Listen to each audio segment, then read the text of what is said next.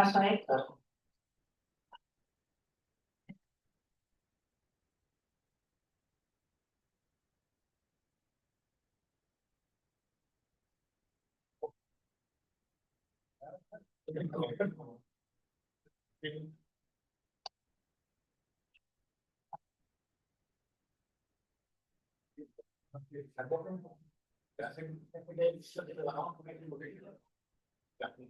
Ok, ¿qué tal se escucha?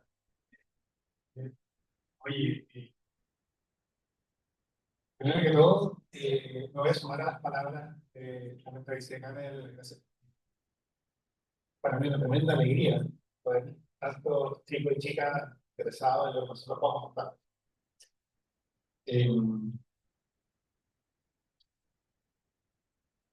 Bueno, vamos a ver. Ok, ¿qué tal se ve? ¿Todo bien? Entonces, ya, usted tiene un apunte, y la idea de ese apunte es que usted se dan cuenta que falta un pedacito. Y la idea es que ese pedacito vaya escribiendo. Y yo sé que estamos súper cómodos para escribir. Pero, ¿a alguno de ustedes le gusta la cocina? ¿No? ¿No gusta? ¿O le gusta bailar? ¿A qué le gusta bailar? Eso debe ser más popular. ¿Uno puede aprender a bailar mirando cómo baila?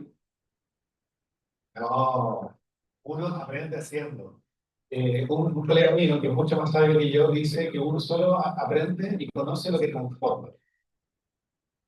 Y esa perspectiva es la que ha acompañado a la matemática hace por lo menos 200 años. De que cuando uno enseña cursos de matemática, uno los vuelve a hacer, uno rehace la teoría que usan sus estudiantes. Y de esa forma, los estudiantes hacen parte de esta construcción que es la matemática, y también lo transforman y de esa forma la conocen. ¿Ya? Porque realmente si algo me he convencido es de que realmente uno solo conoce lo que transforma. Entonces, bueno, el apunte le agregué algunas extras, ¿sabes? No sé si lo estuvieron hojeando, pero como decía nuestra vicedecana, eh, incluye una frase de texto sábado, que a lo mejor ustedes lo conocen porque en Chile es súper común que en la media uno lea un libro que se llama El Túnel. ¿Sí? Ya, ese es el mismo sábado, y él, además de ser escritor, era físico. Y él tiene esta frase sobre la matemática que siempre la parafraseo súper mal, entonces la no parafrasear súper mal de nuevo, pero la tiene escrita, pero que nos invita a pensar en la matemática no como algo complicado, como algo difícil, sino como algo simple, donde realmente partimos de un conjunto de ideas muy sencillas, muy fáciles de creer, y desde ahí empezamos a construir. Entonces, hay un libro escrito por un matemático, no sé de qué país es Ivar Ekman, eso es como de esos países nórdicos. Y él escribió un libro que se llama El Hotel del Señor Hilbert. ¿Ya? David Hilbert fue un matemático súper importante por ahí, finales del 1800, principios del 1900. Fue tan importante que él en algún minuto definió cuáles eran los problemas importantes para el futuro. Él dijo, estos son los problemas que ustedes deberían preocuparse matemáticos del futuro. Entonces, él hace esta idea de que Hilbert creó un hotel y que es un hotel súper lujoso y que lo hizo para todos los números naturales. Probablemente ustedes no lo crean, pero hay una enorme disputa si el cero es o no un número natural. ¿Sí? Yo soy de los que creen que no, porque lo natural es contar y no cuenta desde el uno, pero no importa. Entonces, el constructor estaba en la misma escuela y hizo el hotel con la habitación desde el 1, 2, 3, 4, y de pronto llegó el cero, apoyado por todos los que creen que es un número natural, y dijo, oiga, ¿dónde está mi habitación? Entonces, uno se hace la pregunta, si el hotel ya está construido y todo número natural tiene una habitación, ¿será posible que el cero también tenga uno? Aunque no lo crean, porque lo que voy a hacer ahora parece que no tiene nada que ver con esto. Pero espero que el jueves podamos responder esta pregunta. ¿Ya? Este es el spoiler, es lo que espero que le llegue. Ahora, ¿qué sucede? Que cuando hacemos matemáticas, como decía de nuevo nuestra disciplina, como puede verse un gran fan de nuestra disciplina, que tengamos cierto, la segunda autoridad de nuestra facultad es una mujer, que nos está representar una estudiante. Como pueden ver acá, tenemos tres estudiantes, bueno, una salió ahora, Ingeniería matemática de la Universidad de Valparaíso se caracteriza por ser una carrera donde hay una fuerte componente de poder femenino en ello, y, y realmente, ya no sé si saben, en las carreras de ciencia, tecnología y matemáticas, eso significa STEM, Science, Technology and Mathematics.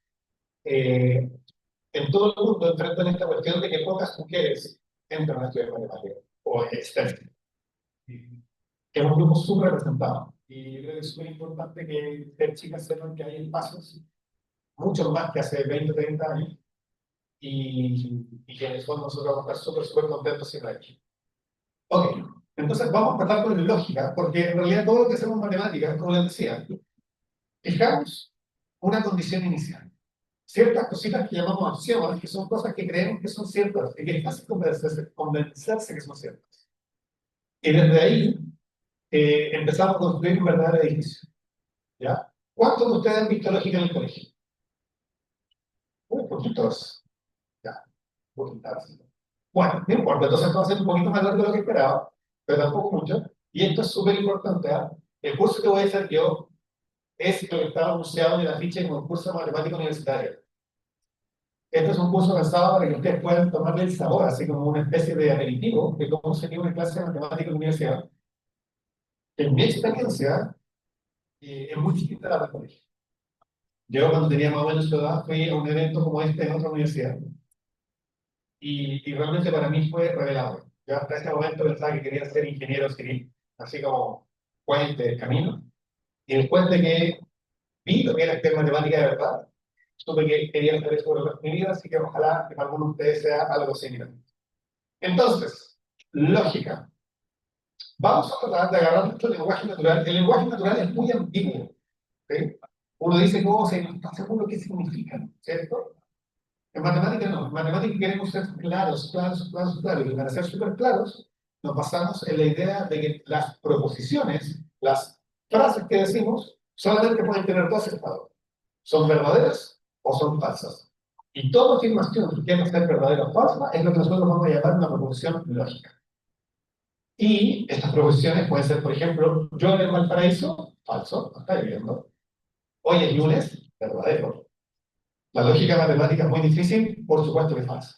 ¿Ya? Como van a ver, todo es muy fácil.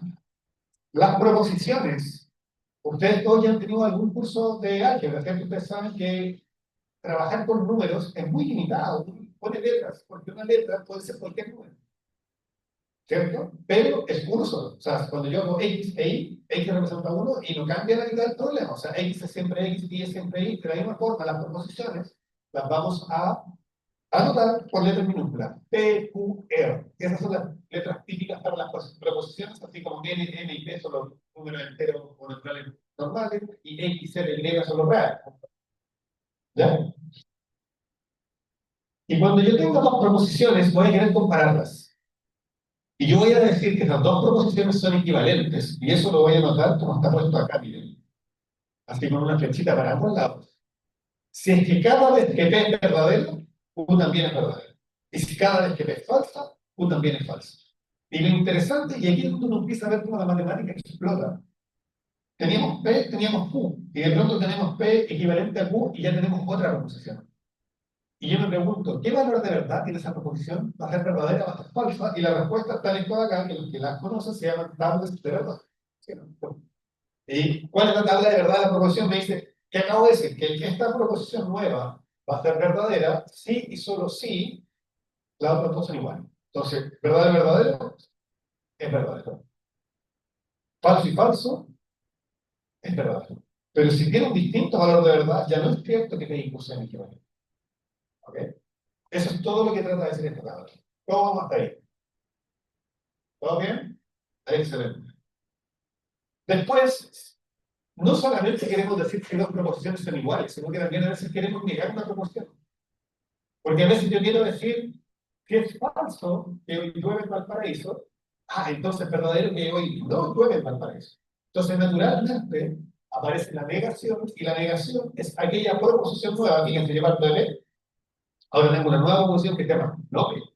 Y no P siempre tiene el valor contrario a P. Súper simple, ¿no? Ya. Y aquí empezamos a crear más. Porque a veces yo no hablo en una sentencia, yo necesito juntar elementos. Y yo los puedo juntar de dos maneras. La primera manera es lo que uno llama la conjunción, dar información conjunta. Hoy es lunes y hoy no llueve en Valparaíso. Tengo dos proposiciones y esas dos proposiciones las pegué con un y las transformé en una sola proposición. Pero para que esa proposición que yo junto, que da la información conjunta, sea verdadera, yo voy a decir que ambas partes sean verdaderas. Y eso lo veo acá. Que P y Q es verdadero solamente cuando P y Q son verdaderos. Si alguno de ellos es falso, los dos son falsos, la conclusión va a ser inmediatamente falsa. ¿Ya? Yo soy un gigante y enseño matemáticas. Cierto que enseño matemáticas, pero yo no soy un gigante. Igual que lado del mundo. ¿Hay fanáticos de forma de trabajo? Ya. Disyunción. Otra forma de juntar proposiciones. No el y, sino el o. Hoy es lunes, o es martes, o es miércoles. Para que eso sea verdadero, necesito que un pedacito sea verdadero. Esa frase es cierta porque hoy es lunes. Si yo digo hoy es jueves o viernes, eso es falso porque hoy no es jueves, hoy no es viernes. Entonces ahí vemos que la disyunción, que es el nombre técnico del o lógico, va a ser verdadero. Para que sea verdadero nos basta que alguno de los dos sea verdadero. Entonces acá vemos que verdadero y verdadero nos da verdadero. Verdadero o falso, verdadero. Falso o verdadero es verdadero. Y falso o falso, por supuesto que es falso, que no tengo más que escoger entre cosas falsas, no voy a quedar con algo falso. ¿Ok? Y acá viene la que es probablemente la afirmación lógica más importante de todas, al menos matemáticas, y es la que realmente uno quiere transmitirle a ustedes. Porque justamente en matemáticas lo que vamos a hacer es tratar de probar que P implica Q en distintos contextos. ¿Ya? Entonces, la implicancia, P implica Q, es una promesa. Es la promesa que cada vez que P sea verdadera, Q también va a ser. Todo esto. ¿Ok? Entonces, por ejemplo, si llueve, entonces las calles se mojan. Si llueve en Valparaíso, implica que las calles se mojan. ¿Sí? Pero si las calles están mojadas, ¿significa que llovió? No, porque a lo mejor el vecino salió a regar. Entonces, eso no me invalida mi proposición. No me invalida mi implicancia, porque la implicancia es una promesa. ¿Ya? Y la promesa es que cada vez que yo tenga P, entonces también voy a tener Q. Entonces, fíjense, tengo P, entonces tengo Q, perfecto. Tengo P y entonces no tengo Q, falso. Porque ahí rompo la promesa. Sin embargo, cuando P es falso, cuando no ocurre P, la implicancia siempre es verdadera. Porque yo el compromiso solo siempre es verdadero. Entonces, cuando P es falso, puede pasar cualquier cosa. Si yo soy Superman, entonces todos ustedes son la Liga de la Justicia. ¿Te fijas, no? Y eso es perfectamente, lógicamente correcto. Porque como es falso que yo sea Superman, si yo me saco los lentes no voy a no importa lo que yo diga. Entonces, eso es un principio muy importante en matemática, que de algo falso se sigue cualquier cosa. ¿Ya? Entonces, veamos un par de leyes de la lógica para que vean a qué nos referimos con hacer una demostración, que es justamente lo que separa la matemática del colegio de la universidad. Cuando ustedes estudian matemática en el colegio, lo más normal, porque sé que hay colegios que los profesores demoran mucha energía y también les muestran lo que es una demostración, pero no es la regla. La regla es que uno en el colegio aprende procedimientos, ¿cierto? Aprende algoritmos, pero por ejemplo, ¿cómo yo sé que el algoritmo de la división, ¿cierto? Cuando quiero dividir 823 por 14, efectivamente funciona? Ustedes me dirán, no, porque yo puedo hacer el algoritmo, y al final te multiplico y sumo el resto y llego al mismo número, así que ahí funciona. Correcto. Ahí ustedes comprueban que funciona en un caso. Pero ¿cómo sabemos que ese algoritmo funciona en todos los casos? Eso es una demostración matemática. Lo que quiere hacer una demostración matemática es establecer algo, pero para el caso general. Demostrarlo no importa los valores que tomen X, Y, Z. ¿Ok? Entonces, por ejemplo, acá vamos a hacer una demostración que es súper, súper fácil y que es lo que se conoce como las leyes de De Morgan. Y es que si yo tengo una conjunción, por ejemplo, o sea, si tengo P y Q y yo lo niego, eso es equivalente a negar P, negar Q, pero unirlos con un O. ¿Sí? ¿Habían visto eso alguna vez? No. ¿Más o menos? Entonces, la pregunta es, acá yo lo quiero hacer para cualquier P y para cualquier Q. No para un P y un Q en particular. Entonces, ¿cómo lo hago? Porque yo no sé cuánto vale P, no sé cuánto vale Q. Entonces, la verdad que este tipo de operaciones se hace haciendo una tablita de verdad y que básicamente es ponerlo en todos los casos. ¿Sí? Entonces, yo tengo que P puede tomar dos valores, verdadero y falso. Q puede tomar dos valores, verdadero y falso. Entonces, ¿cuántos casos tengo en total? Cuatro, muy bien, compañera. Cuatro. Es verdadero, verdadero, verdadero, falso, falso, verdadero, falso, falso, ¿no? Entonces, ¿cómo resumimos eso de una forma en que sea fácil de trabajar? Lo hacemos así. Vamos a escribir acá una tablita. ¿Sí? Ojo, el espacio que hay en facultad no es para que hagan todas las demostraciones. Algunas las pueden hacer después en el taller. Entonces, vamos a tener P, vamos a tener Q. Fíjense que quiero colocar acá P y Q. Después quiero tomar P y Q y negarlo. Después voy a tener acá P negado, voy a tener Q negado, y voy a tener acá P negado con Q negado. ¿Sí? Y básicamente lo que quiero ver es que para todos los casos de los valores de P y Q, lo que pasa acá es exactamente igual a lo que pasa acá. Porque para que esto sea equivalente con esto, que no te sea la regla, tienen que ser iguales todos los casos. Perdón. Entonces, como les decía, acá hay un truco, una mnemotecnia.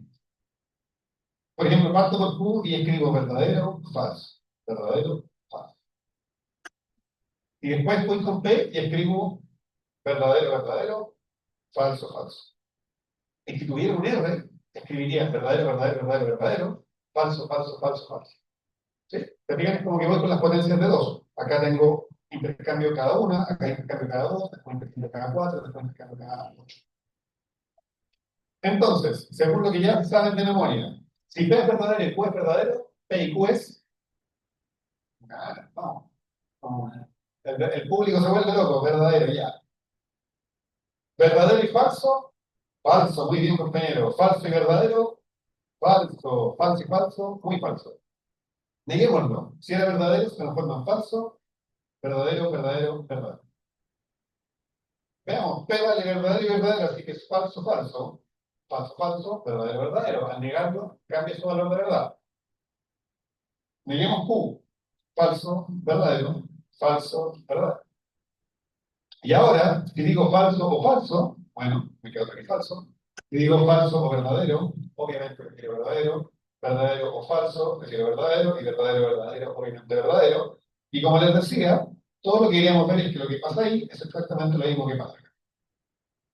Y como es exactamente lo mismo, concluimos que no importa cuál sea P, no importa cuál sea P, siempre va a ser cierto que hacer P y Q y negar es exactamente equivalente a negar primero y hacer. Y eso es una demostración matemática. ¿Cómo quedamos hasta ahí? Todo sencillo, ¿no? Ya. Bueno, hay una cachada y la lógica no la puede ser todos. Por ejemplo, uno tiene una especie de distributividad que si ustedes miran acá, es muy parecido a lo que uno tiene con la multiplicación y la suma. Cuando yo hago 3 por 2 más 5, es lo mismo que 3 por 2 más 3 por 5, es lo que estamos haciendo ahí. Tenemos algo que se llama transitividad, que es tan importante. No miren la pantalla, miren su mente. Si yo les digo que X es más chico que Y, y después les digo que Y es más chico que Z, ¿cómo es X con respecto a Z? Con cara. Es más chico, ¿no?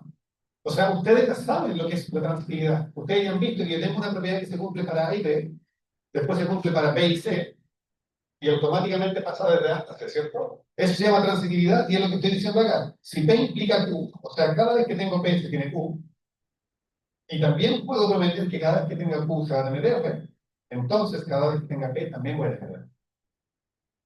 ¿Ok? Transitividad. Es súper importante, está seguro que lo usamos.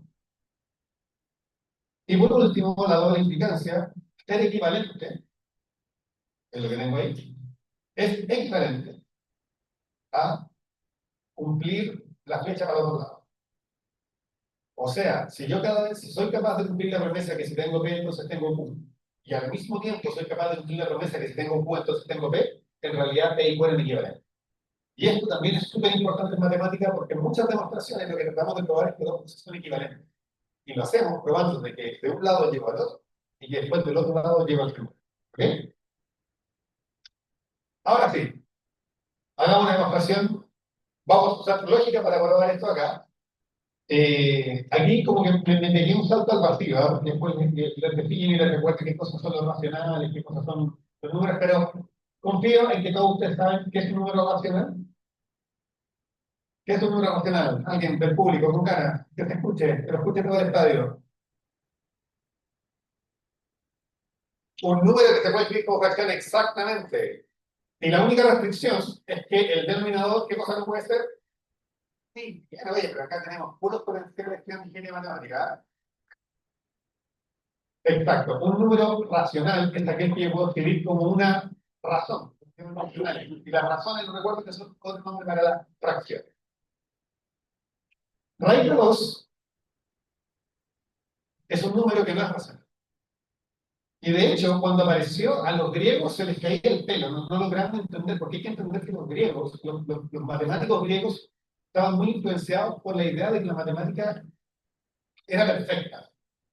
Es lo que se llama la idea platónica de la matemática, ¿verdad? Como que todo es así, todo tiene que estar. Entonces, esta idea de que había un número que no podían escribir como fracción, les parecía así realmente. Pero sin embargo, ¿cómo sabemos que ese número existe? ¿Cómo sabemos que hay realmente un raíz de 2? ¿Alguien ha hecho esa pregunta? Porque claro, uno dice, no, las raíces cuadradas, pero ¿de dónde salieron? ¿Por qué es cierto que existen? ¿Cómo sé que existen si no las puedo calcular? Los irracionales, como no se pueden escribir como fracción, son números que tienen infinitos decimales. Entonces, por la geometría muy bien, y en particular por el teorema de Pitágoras. ¿Qué pasa si yo hago? Imagínense que tengo un cuadrado perdón, un triángulo, rectángulo con sus catetos de lado 1. ¿Cuánto mide la hipotenusa? Mide exactamente raíz de 2.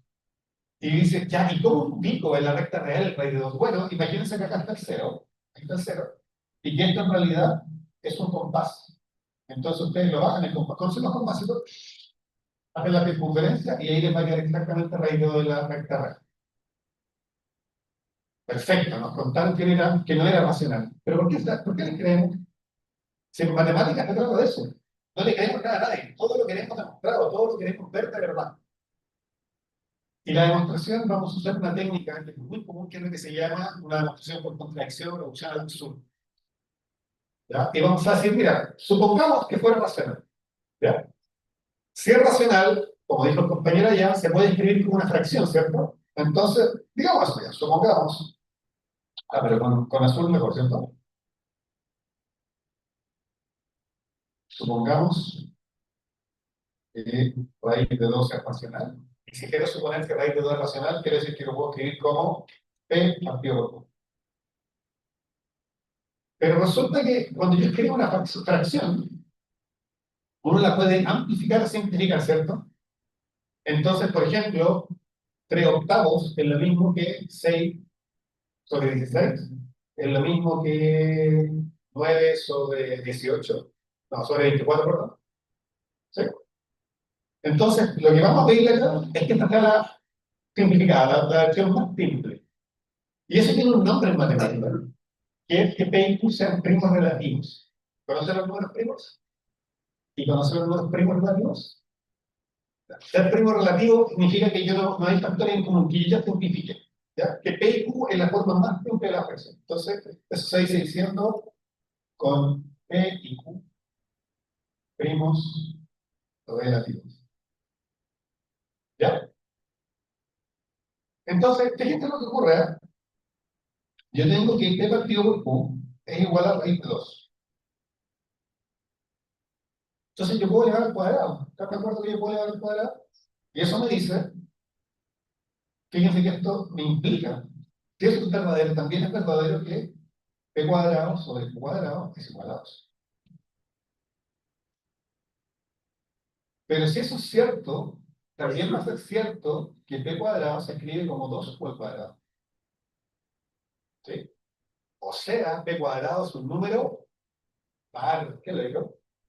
Muy bien, es un número par. Todo número que yo puedo escribir como 2 por algo es un número par. Pero resulta que si un número al cuadrado es par, no le queda otra que ser par también, porque si yo tomo un número impar y le leo al cuadrado, me queda impar. Eso es un micro ejercicio que pueden hacer ustedes con el teorema del cuadrado binomio. ¿Sí? Fíjense, un número impar yo lo puedo escribir, voy a hacer acá chiquitito, 2k más 1, eso es un número impar, ¿cierto? Si lo elevo al cuadrado me queda por cuadrado binomio, esto es 4k cuadrado, más el doble primero por segundo, más el segundo al cuadrado.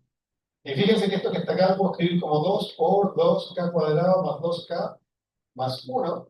O sea, acá tengo un número que yo podría llamar L y me doy cuenta que un número impar al cuadrado es impar porque tiene la forma 2 por algo más 1. Así que aquí al buen amigo P no le queda otra que ser par.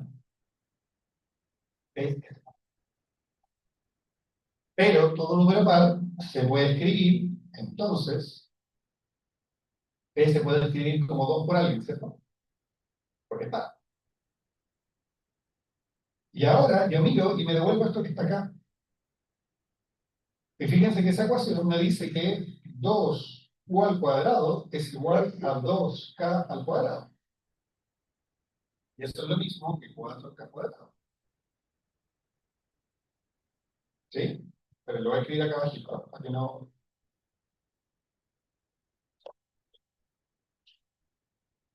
¿Vamos bien hasta ahí? Puras cuantitas sencillas, puras ideas simples.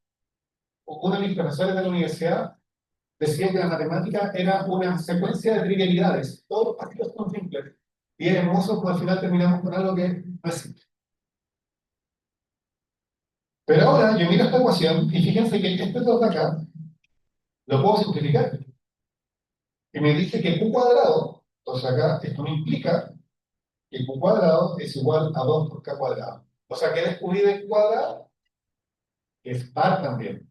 Y si q cuadrado es par, ¿cómo es q? Par también. Muy bien, oye, pero puro talento. Q entonces es par. Chuta, pero algo está raro. Fíjense lo que ocurrió. P es par y Q es par. Si P y Q son pares, ¿tienen un factor común o no? ¿Cuál es el factor común? El 2. Entonces llega una contradicción porque yo partí diciendo que P y Q no tenían factor en común. ¿Y por qué llega esa contradicción? Porque quise creer que existía un par que satisfacía que P más B fuera igual a raíz 2. Entonces llegamos a una contradicción. ¿Y cómo? Yo no puedo llegar de algo verdadero a algo falso. La conclusión es que no puede ser que sea cierto que raíz de 2 es escriba como un número racional. Así que en conclusión, raíz de 2 es efectivamente un número que está fuera de T. Ya, entonces aquí, bueno, tenía más espacio acá, no sé por qué me puse tan apretado. Por lo tanto, P y Q tienen factor común. Y entonces, y eso es una contradicción. Entonces, ¿cuál es la lógica de una demostración por contradicción? Yo parto de algo que creo que es verdadero. O sea, quiero probar que algo es falso. Supongo que es verdadero. Y lo clave es que después yo hago solamente pasos que son lógicamente correctos. ¿Sí? Y como dice solamente pasos lógicamente correctos, yo sé que si me a una contradicción no es porque yo me equivoqué en el camino, sino porque mi hipótesis, lo que yo asumí, era lo que estaba equivocado. ¿Ok? Así que ahí termina nuestra primera demostración. ¿Cómo estamos con la hora, Andrea? ¿Me queda? ¿Me queda? Ah, espectacular. Eso era una pequeña pasada por la lógica. Para los que no han visto nunca lógica, quizás no súper rápido, para los que ya la vieron, quizás un poquito más directa. Pero vamos a hablar de conjuntos, y la verdad es que los conjuntos son un objeto matemático que está súper dentro de todos nosotros, porque uno lo aprende desde chiquitito. ¿Sí? Uno ve a los niños pequeños, le hablan de encierre con una cuerda de objetos que son similares, Y ahí uno ya está generando dentro de sí la idea de qué es un conjunto. ¿Ya? De hecho, si yo les pregunto a ustedes, a todos ustedes, ¿qué es un conjunto? ¿Qué me dirían ustedes? Ah, Una agrupación de números que comparten ciertas cualidades. ¿pero por qué números? De objetos que comparten De objetos. De lo que sea, es una lista, un grupete, ¿cierto? Ya, eso es lo que se llama la teoría intuitiva de conjuntos. ¿Sí? Entonces, ¿qué es un conjunto? Una colección de objetos. Estos objetos van a estar ahí. Es como que nosotros repartimos de la nada. O sea, yo miro esta sala, ahí sí, puedo hablar del conjunto de la sala. Y lo importante es que estos objetos van a ser diferenciables entre sí. Entonces, porque en un conjunto las cosas repetidas no van a contar. O sea, por ejemplo, si yo tengo el conjunto y escribo A, escribo un puro elemento. Porque si el elemento A no lo puedo diferenciar de los otros, porque es el mismo que lo anoté muchas veces, pero es como cuando uno hace una lista de invitados, puedo colocar a una persona muchas veces, pero no por eso necesito una mesa más grande. ¿Sí? Entonces, ejemplos de conjuntos son los típicos, por ejemplo, los números del 1 al 5. Importante los números del 1 al 5, ¿por qué son importantes? Porque es la primera que aprendemos a contar. A, B, C, planetas del sistema solar, estrellas de la galaxia, el conjunto de estudiantes que están pensando para qué estoy gastando mis vacaciones en esto, el conjunto de los estudiantes que dicen, no, el profe es medianamente gracioso. Son un montón de conjuntos, aunque este puede ser más privado. Cuidado, se podría ser más. Cosa importante, los conjuntos los vamos a anotar por letras grandes. ¿Ya? Uno empieza a estudiar matemática e inmediatamente olvida la palabra mayúscula. En serio. Nunca he escuchado matemática decir A mayúscula, decir A grande. No, bueno, ya no sabemos las mayúsculas y las minúsculas. Y los elementos los vamos a nombrar por letras minúsculas. A chica, etc. Y los conjuntos yo los puedo escribir haciendo una lista de todos los elementos, y eso me hizo hacer una descripción por extensión, o los puedo describir dando una característica que los define. ¿Sí?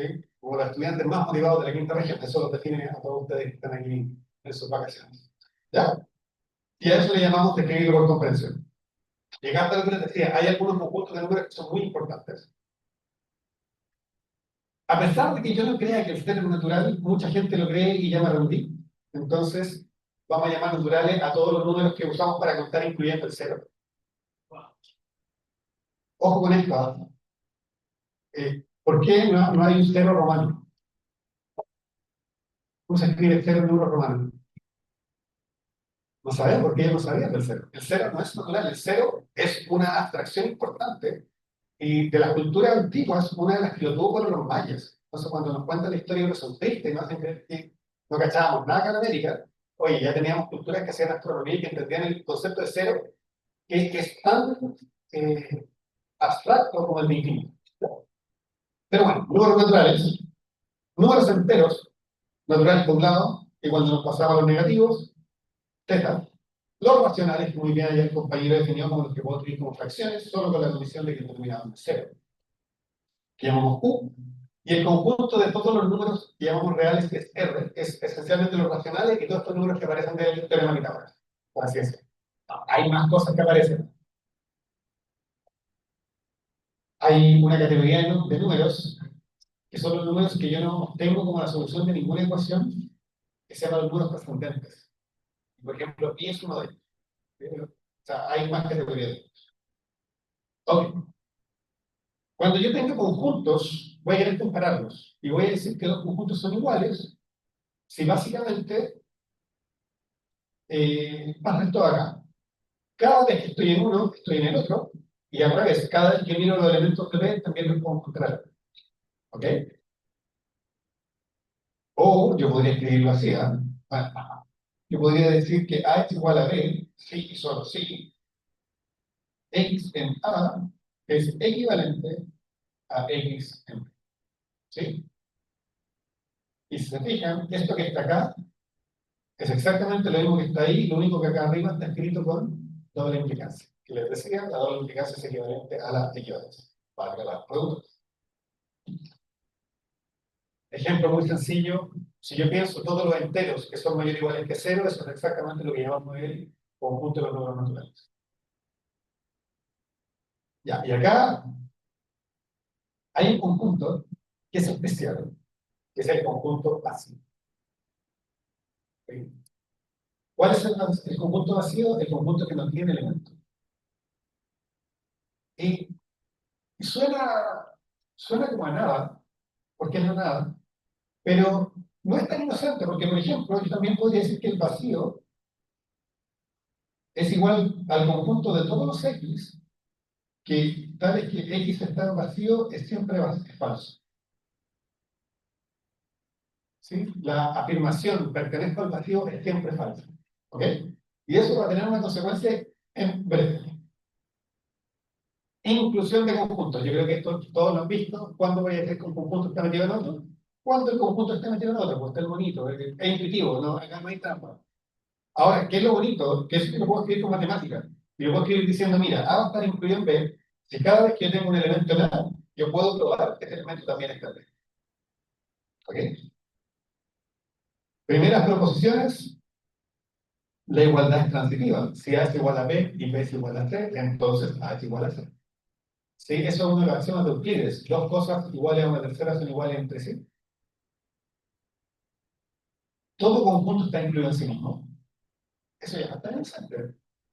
La nota automático, oye, qué loco, pero sí, porque si me voy a la definición, claro, cada tipo que esté en A está en A, pues así que efectivamente A va a estar incluido acá. Pero acá hay una que es más difícil de masticar. El vacío es un conjunto de cualquier otro conjunto. Y es raro porque uno dice, ¿cómo el vacío entra en este monito, en esta imagen mental? Y ahí es donde vemos el poder de hacer cosas simbólicas, que nos despegamos del monito y somos capaces de hacer que van un poquito más allá. Y bueno, la razón es simple. El vacío está incluido en A, sí, solo si dijimos que para todo X que está en vacío, eso implica que X está en A, ¿no? Tengo una implicante, para que esta implicante sea verdadera, ¿qué pasaba si esto era falso? Hacía automáticamente verdad.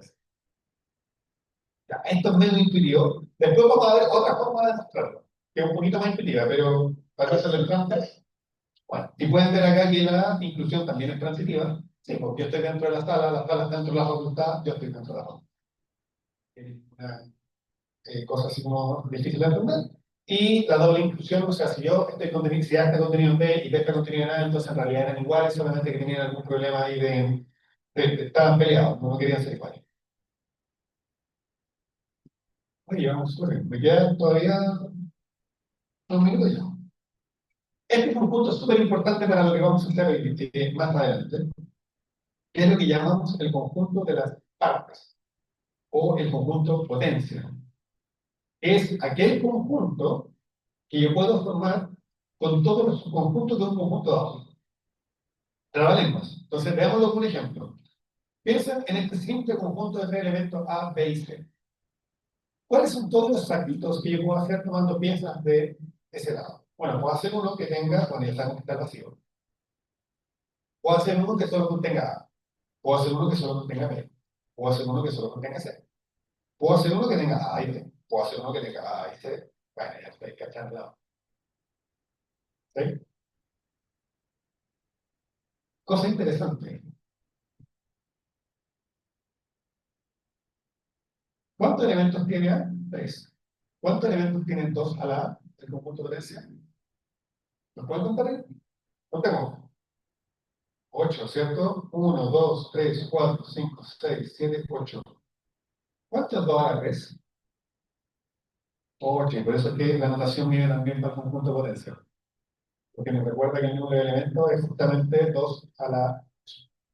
Ahora, esto lo hicimos acá. ¿Cómo sabemos que eso es cierto? No tendría por qué ser siempre cierto, ¿no?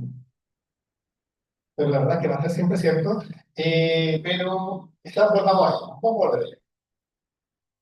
Al igual que las proposiciones lógicas, con los conjuntos yo también quiero ver, porque la verdad es que se me quedara con simplemente el conjunto de los naturales, o de los reales, No podría ser todo lo que quiero hacer. Entonces, ¿qué pasa? Como yo, desde bloquecitos chicos, los puedo pegar, los puedo operar para tener más flexibilidad. Entonces, la primera operación de conjuntos, a ver, terminando, la primera operación de conjuntos es la unión. Tomo mis dos sacos, lo he hecho en un saco más grande. ¿Cuáles son los elementos de la unión? Los que estaban en alguno de los otros. Entonces, uno los grafica en estos que se llaman diagramas de Venn, pintando todo, ¿cierto? Intersección. ¿Quiénes son los que tienen intersección? Que es lo que tenemos en común, ¿cierto? Entonces, matemáticamente voy a decir que un elemento está en la intersección si está en uno y también está en el otro. Es un I. La unión es un O. Y se fijan que vivimos de lógica, en realidad queríamos hablar. Entonces acá uno puede empezar a jugar y uno podría empezar a probar este tipo de cosas. Que tengo tres conjuntos, entonces la intersección es simétrica, la unión es simétrica. Esto que está acá es lo que me llama que sea asociativa. ¿Y se acuerdan cuando yo tengo que sumar tres números? Primero sumo dos y después el tercero, o sumo los dos y tres y después el primero. Es lo mismo. Entonces acá tengo lo mismo para lo que es conjunto. Tengo distributividad, igual que suma con su multiplicación, suma y multiplicación. Y además tengo esta cadena de inclusiones, ¿eh? Que esta es como obvia, pero no tanto. Y uno puede hacer un monito, y del monito se ve arquero. La intersección obviamente está dentro de ambos, y cualquiera de ellos está contenido. Entonces, del monito es directo. Ahora, lo interesante es que uno puede hacer la demostración vía proposiciones lógicas. Vamos a llegar ahí, se los prometo. Vamos a hacer más demostraciones. Pero quiero dejar tiempo para las más interesantes. Vamos. Ya, hagamos un ejercicio. ¿Ya? Yo creo que estoy como en la hora, ¿no? ¿Me queda poquito? Perfecto, 4 minutos. Entonces, este ejercicio vamos a hacer el ejercicio 1 y lo van a hacer ustedes, ¿no? ¿Está bien? Y les doy 3 minutos y en el último minuto y no lo doy. Traten de empezarlo, sé que no es mucho. De todas maneras, hoy día, después de la clase que viene, que ahí ya llegó mi colega, nos vamos a volver a ver. Entonces ahí vamos a hacer alguna gestión más y vamos a conversar un poquito de la carrera más divertida del mundo mundial, que es ingeniería matemática. ¿Ok? Entonces, solo el uno. Fíjense lo que estamos diciendo. Estamos diciendo, mira, tenemos un gran conjunto C. Tenemos A adentro, tenemos B adentro y queremos ver qué entonces viene. ¿Ya? Del monito al tiro, pero no quiero que hagan el monito, quiero que traten de escribirlo un poco a partir de la definición.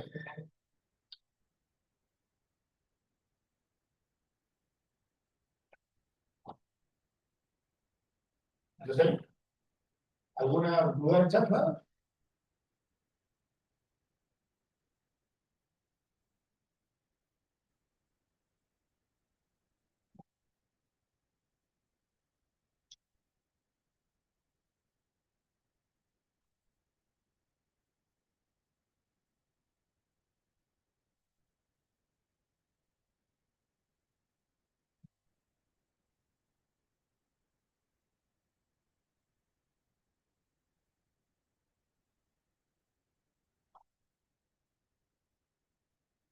Además de que esto está quedando grabado, también te pueden mandar después lo que yo escribo. ¿No? Va a estar todo disponible para ustedes.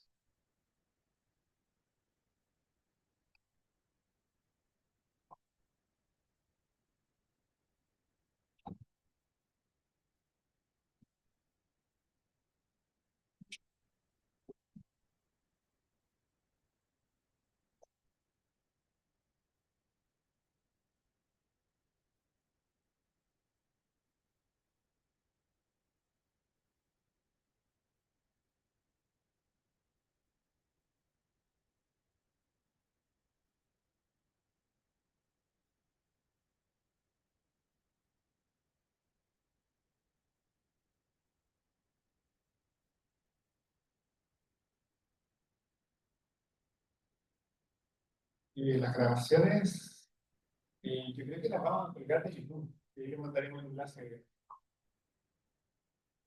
quizá editada, para hacer todo un chiste más. No quiero hacerme como sobre eso. Ya, ¿qué dice? Ya, equipo. Pasaron los 2 minutos. O esto creo que me aburrí de esperar, la verdad. Pero, además, ya tienen que empezar la otra clase, ya tienen que tener recreo, pero cortito, miren. Cuando uno quiere probar algo como esto, lo que uno quiere hacer es probar que si esto pasa, entonces esto también ocurre. ¿Sí? Uno quiere ver que puede cumplir la promesa. Entonces, suponemos que A está incluido en C, que B está incluido en C, y queremos probar que A unión B está incluido en C. ¿Sí? Yo siempre digo, saber lo que uno quiere demostrar es la mitad de la demostración. Porque cuando yo sé que quiero demostrar que A unión B está incluido en C, lo que yo quiero demostrar entonces es que si tomo un elemento acá, ese elemento también va a estar acá, ¿no? Eso es todo lo que entonces, yo me digo, bueno, sea un X que vive en A unión B. Y fíjense que si eso ocurre, pueden pasar dos cosas. Eso equivale a decir que X está en A o que X está en B. Porque estaba en la unión. Y si estaba en la unión, tenía que estar en uno mismo. Pero resulta que, ¿qué es lo que yo sé? Yo sé que A está en C y que B está incluido en C. Por lo tanto, si X está en A, entonces esto va a pasar, esto implica, y fíjense que ahora voy por otro lado. Porque ese es el tema de la inclusión. Es un saco más grande. Algo que está en C no tiene por qué estar en A. Porque podría estar como en la bandita que queda cierto en el anillo del monito. Pero si yo estoy en A, estoy en C. Entonces puedo decir que esto implica que X está en C o X está en C. Está en triple porque B también está en C. Y si ahora yo digo que X está en C o X está en C, en realidad lo que estoy diciendo es que X pertenece a C, que era todo lo que queríamos probar. Y vimos que efectivamente, si tengo dos conjuntos incluidos en otro, al unirlos la unión todavía queda incluida en ese espacio. ¿Ok? Ya muchachada, muchas gracias por su atención. Terminamos acá la primera clase y ahora entiendo que viene un recreo. ¿Marco? Recreo de 15 minutos.